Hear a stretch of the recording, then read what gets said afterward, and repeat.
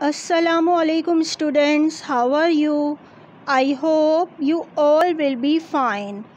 आज आपको मैं न्यू चैप्टर स्टार्ट करवा रही हूँ जो कि फ़िज़िक्स के पोर्शन से लिया गया है और चैप्टर का नेम है इलेक्ट्रिक करंट एंड सर्किट। तो everyone open the book page number 143। आप लोगों ने हमेशा ये देखा होगा कि जो इलेक्ट्रिक के वायर होते हैं वो प्लास्टिक या रबड़ के साथ कोटेड हुए होते हैं। यानी कि जो इलेक्ट्रिकल वायर हैं, कॉपर के वायर होते हैं, उनके ऊपर या तो प्लास्टिक मटेरियल या फिर रबड़ का मटेरियल कोटेड हुआ होता है। और ये इसीलिए होता है ताकि किसी भी किस्म का जो है इलेक्ट्रिक शॉक ना लग सके। यानी कि अगर हम कॉपर के वायर को, जो इलेक्ट्रिकल वायर होते हैं, उनको अगर हम टच कर लें तो क्या होता है, इससे हमें जो है वो इलेक्ट्रिक शॉक लग सकता है। तो इसीलिए जो है हमारी प्रोटेक्शन के लिए ये रबड़ या प्लास्टिक का जो मटेरियल होता है इनके ऊपर कोटेड हुआ होता है। और ये जो इलेक्ट्रिकल वायर होते हैं इनके ऊपर अगर प्लास्टिक या रबड़ का मटेरियल अगर मौजूद नहीं हो तो कभी भी इनको टच नहीं करना चाहिए, क्योंकि इनसे हमें जो है करंट लग सकता है। और इसके अलावा ये जो इलेक्ट्रिकल वायर होते हैं कभी भी इनको वेट हैंड, यानी कि अगर आपके हाथ जो हैं वो गीले हों तो उससे भी कभी भी जो है इलेक्ट्रिकल वायर को टच नहीं करना चाहिए, क्योंकि इलेक्ट्रिकल करंट जो होता है वो आसानी से पास हो जाता है वाटर से और ये बहुत ज़्यादा जो है डेंजरस होता है। इसीलिए आपने देखा होगा कि अगर कभी हैवी रेन होती है तो इलेक्ट्रिसिटी चली जाती है, क्योंकि electric current can pass through the water and thus it is dangerous. अब मैं आपको टर्म एक्सप्लेन करूँगी कि व्हाट इज़ अ कंडक्टर। कि the material which allow electricity to pass through them are called conductor. यानी कि ऐसे मटीरियल जिनसे इलेक्ट्रिसिटी पास हो जाती है वो कहलाते हैं कंडक्टर।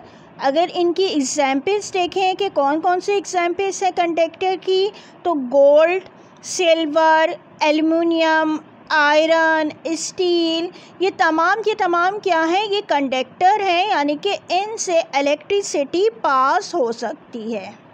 इसीलिए जो वायर होते हैं उनमें ज़्यादातर कॉपर के वायर यूज़ किए जाते हैं ताकि इलेक्ट्रिसिटी जो है आसानी से फ़्लो हो सके। और ये मटेरियल जो होते हैं उनको क्या कहा जाता है, कंडक्टर कहा जाता है। और ऐसे मटेरियल जिनसे इलेक्ट्रिसिटी पास नहीं होती है, यानी कि material which do not allow electricity to flow through them are called insulator और a bad conductor of electricity. यानी कि ऐसे मटेरियल जिनसे इलेक्ट्रिसिटी पास नहीं हो सकती है उनको इंसुलेटर भी कहते हैं और बैड कंडक्टर ऑफ इलेक्ट्रिसिटी भी कहा जाता है।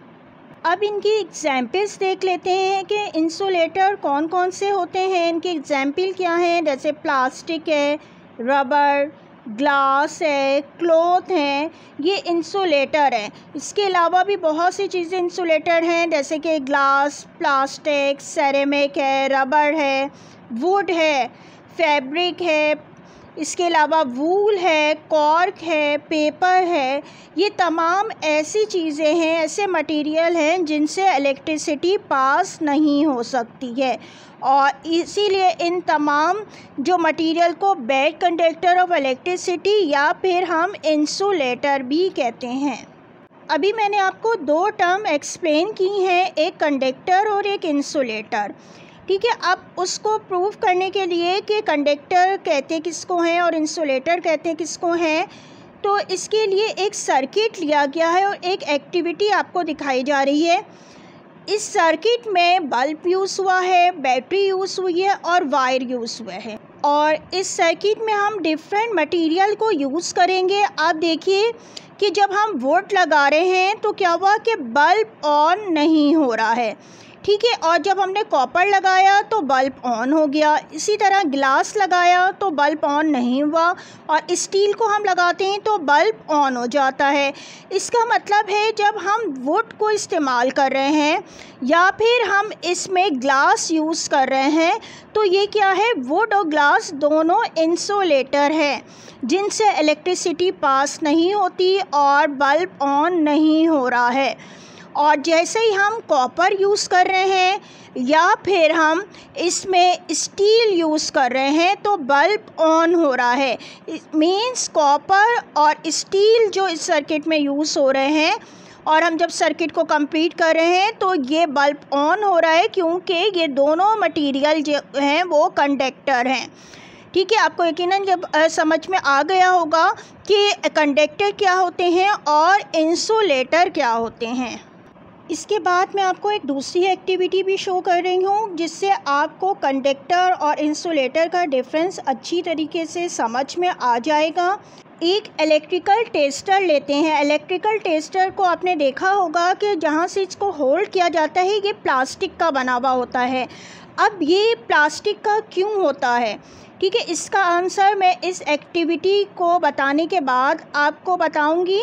इस एक्टिविटी के लिए हमें जो चीज़ें रिक्वायर्ड हैं वो क्या क्या हैं। आयरन रॉड चाहिए है, कोल, इसके अलावा कॉपर वायर और प्लास्टिक, और इसके साथ ही हमें इलेक्ट्रिकल वायर और सेल की भी ज़रूरत होगी और बल्ब। अब हम इन चीज़ों में से वायर और सेल और बल्ब को लेके आपस में अटैच करेंगे और एक सर्किट बना लेंगे। अब सबसे पहले हम क्या करेंगे कि आयरन रॉड लेंगे और जो वायर के लास्ट का एंड है इसके साथ अटैच करेंगे।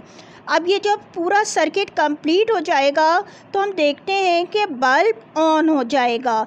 इसका क्या मतलब है कि जो आयरन रॉड थी ये क्या है, कंडक्टर है और इससे इलेक्ट्रिसिटी पास हो रही है।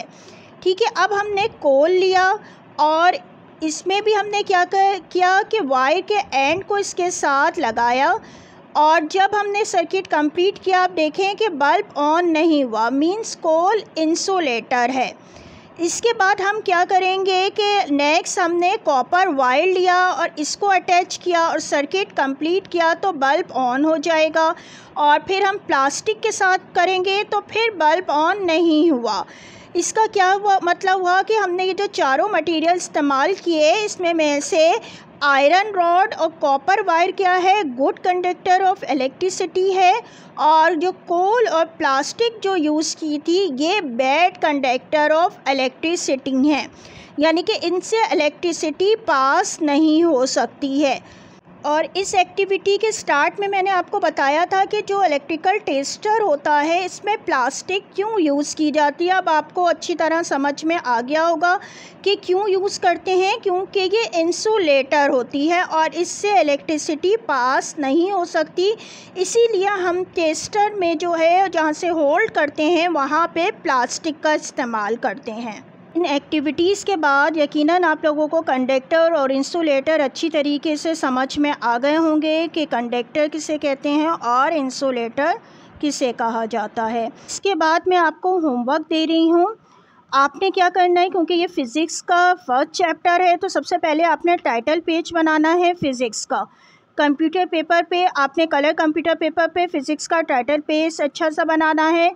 उसके बाद आपने नेक्स्ट पेज पे चैप्टर का टाइटल पेज यानी कि इलेक्ट्रिक करंट एंड सर्किट जो आपका चैप्टर है इसका आपने टाइटल पेज बनाना है। इसके बाद आप क्या करेंगे, क्वेश्चन नंबर 1 मैं आपको दे रही हूँ।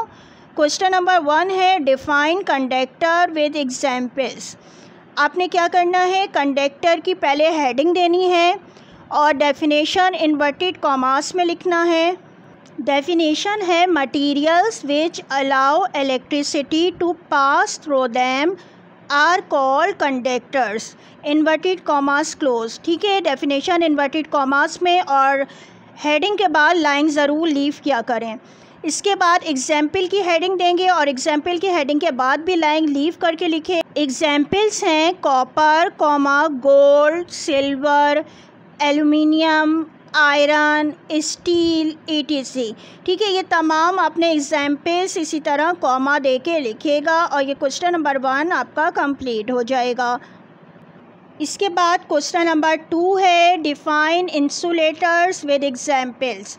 इंसुलेटर्स की साइड हेडिंग, इसके बाद लाइन लीव करके इन्वर्टेड कॉमास में लिखना है materials which do not allow electricity to flow through them are called insulators, inverted commas close।